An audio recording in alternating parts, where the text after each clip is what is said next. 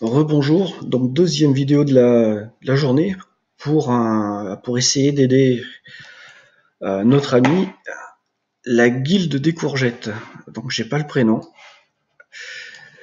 Voilà, donc qui a son installation hybride autonome avec un onduleur WKS Evo 2, donc la version qui est capable de fonctionner sans batterie. 9 panneaux solaires, je crois que c'était 9, 9 ou 10. Et donc, particularité de cet onduleur, plage d'entrée 120 volts, 450 volts, je crois de mémoire. Et donc, notre ami qui a un projet d'autonomie qui est bien avancé, a également des batteries Pilontech, deux modules de 2,4 kW, et le tout placé en extérieur, avec une particularité, euh, des collines, des arbres et un ensoleillement qui, vers la mi-journée, est fortement compromis par la présence d'arbres qui sont en face même du soleil en période automnale-hivernale, ce qui fait que voilà, perte de puissance. Et puis, fonction de la saison également, baisse des rendements. Pour vous donner un exemple, je suis en condition beaucoup plus favorable avec 3000 watts crête de panneaux solaires. Tout de suite, je ne produis pas plus de, sur ces 3000 watts, sur cette branche-là, je ne produis pas plus de 1800 watts tout de suite. Sur l'autre branche, j'en produis un tiers à la moitié. Ça va dépendre de l'heure. Donc, le problème de la météo, l'ensoleillement, l'inclinaison des panneaux, plus là, bon, voilà. Alors, le problème qu'elle rencontre, c'est qu'elle a tout de suite dès qu'elle met en service son installation, elle se retrouve plus avec la tension nominale aux alentours des 300 volts qui serait celle qui correspond à la tension des batteries, de tension des panneaux, une fois que ceux-ci débitent de la puissance, donc de l'intensité, et elle se retrouve tout de suite, très rapidement, à 120 volts. Alors j'ai regardé sa première vidéo de son installation, j'ai regardé la vidéo de la deuxième, j'ai également lu la plupart des commentaires, j'ai vu qu'il y avait beaucoup de choses pertinentes. Donc il y a Christo48 qui est intervenu, il y a aussi notre ami David. Si je devais dire par priorité, bah déjà aussi également, j'ai vu que What You Need dans les derniers commentaires envoyer un matos de rechange, donc ce qui va permettre d'évaluer voir s'il n'y a pas une déficience. Mais à mon avis, il n'y a pas de déficience. Donc effectivement, je vois vérifier et survérifier l'encliquetage de ces connecteurs de panneaux solaires, qu'il y ait bien ce fameux clic, comme j'ai vu en commentaire, ça c'est primordial, puisque comme l'indiquait un autre commentaire, on peut très bien avoir à vide, en prenant la tension 300 volts, mais s'il y a une mauvaise connectique et qu'on va demander de la puissance, la puissance, enfin la tension en fin de circuit, donc près de l'onduleur, va se casser la figure. Ça, c'est une chose que j'ai pu voir dans l'industrie, vérifier.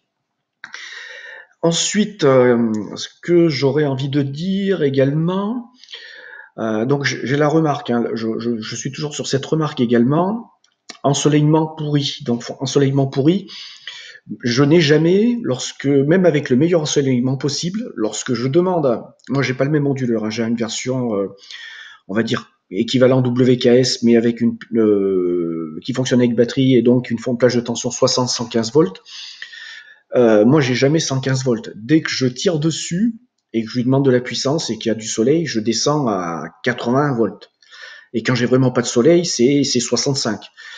Donc le fait de se retrouver proche de la tension mini de l'onduleur, c'est pas forcément alarmant, c'est en fait un signe qu'il y a une régulation de la régulation, enfin une adaptation de la régulation MPPT. Ce que j'aurais voulu savoir également, et ce que je te demande de vérifier, sur l'onduleur, tu dois pouvoir visionner et afficher la valeur de l'intensité qui est envoyée de l'onduleur vers les batteries. Parce qu'il te faut faire la multiplication tension multipliée par intensité. Si tu lis 120 volts, je crois que c'est la tension mini, et que derrière tu vois 120 et que tu vois 5 ampères, ben, tu fais 5 fois 120 et ben, tu vas te retrouver avec 600 watts d'injecté. Et c'est là que tu vas te rendre compte également que si tes batteries, elles, en fait, sachant que chaque module peut encaisser 25 watts, 25 ampères en charge, Tu vas te rendre compte en 48 volts qu'avec le niveau d'ensoleillement médiocre, tu vas avoir beaucoup de problèmes. Tes batteries vont pomper toute l'énergie pour pouvoir se recharger elles-mêmes. D'où la question à se poser sur la version WKS Evo 2, si tu n'as pas un paramètre qui permet de brider l'intensité que tu vas envoyer directement à tes panneaux solaires. Je sais que sur ma version à moi, il est possible de le faire. Et un autre paramètre également qui va privilégier ce qui se passe durant la charge entre la répartition charge batterie et alimentation de la maison. Je me rappelle plus le numéro des paramètres. Apparemment, entre l'Evo et puis les WKS ancienne génération, il y a une équivalence des numéros de menu. Faudrait peut-être se pencher là-dessus. Voilà, je sais pas quoi te dire d'autre, si ce n'est ce qui a déjà été dit. Je te réponds personnellement puisque tu es venu me poser la question. Je pense et je suis certain que tu vas trouver la solution. Après, voilà, tes conditions sont assez particulières. Hein, vers 13h, tu as plus de soleil. La période est vraiment pourrie. Moi aussi, j'ai une production pourrie. Et moi aussi, d'ailleurs, peut-être que je vais vérifier dans la journée. J'irai lire un peu les tensions que j'ai lorsque sur le coup des 10h30, 11h, lorsqu'il y aura quand même un peu de soleil, s'il y en a aujourd'hui, parce que le temps est très couvert. Et j'irai lire la tension de panneaux solaires sur l'onduleur lorsque je suis en train de recharger mes batteries. Autre chose également, je crois que Christophe 48 l'a mentionné, Christophe 48, essaie de fonctionner sans ce connecteur qui interconnecte les batteries Pilontech avec ton onduleur WKS Evo 2. Et c'est fonctionner en fait comme si c'était non pas des batteries gel, attention, tu passes en mode réglage user, et puis tu mets les paramètres qui vont bien pour charger tes batteries. Donc 53 volts, hein, aussi bien sur sur tous les paramètres de charge de batterie, tu te mets à 43 volts. Et puis sans ce fameux câble et en laissant en fait en gros ton onduleur envoyer la purée, comme on dit, à tes batteries, et sans qu'il y ait interférence entre ton onduleur et tes batteries par intermédiaire de ce câble.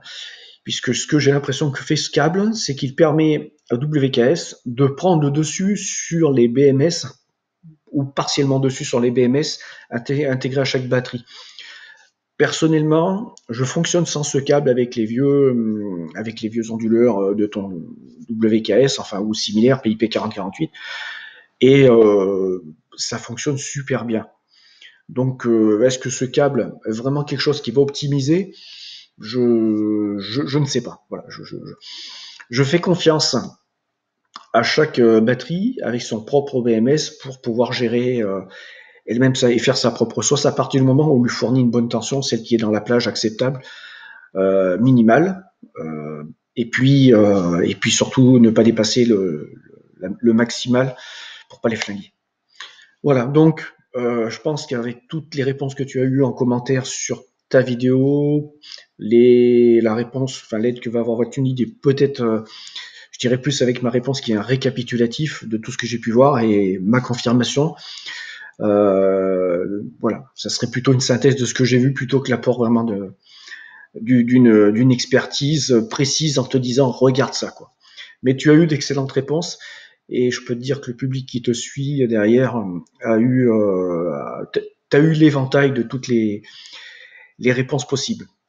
Chose que je voudrais te dire aussi, tu as un multimètre, tu vas devenir, enfin, j'en doute pas une seconde, tu vas devenir une experte en photovoltaïque. Et d'ailleurs, tu l'es déjà. Essaie de t'acheter, de te dégoter une pince ampère-métrique. Tu dois trouver ça pour pas trop cher. Pince ampère-métrique, un multimètre pince ampère-métrique qui fasse aussi bien le continu que l'alternatif. Ça pourra être utile pour faire des contrôles et de pouvoir lire des intensités alternatives et courants continus sans avoir et vérifier que ce qui indique par exemple ton onduleur ou autre chose te donne des bonnes informations. Par exemple, tu pourras en continu te mettre sur chaque branche en série, voir vérifier l'intensité, pas en série, voir l'intensité sur entrée onduleur, sortie onduleur, enfin voilà. Allez, sur ce, je me fais pas plus long, et puis ben, cette vidéo, je vais la mettre en ligne. J'espère que ça va vite se résoudre. À très bientôt.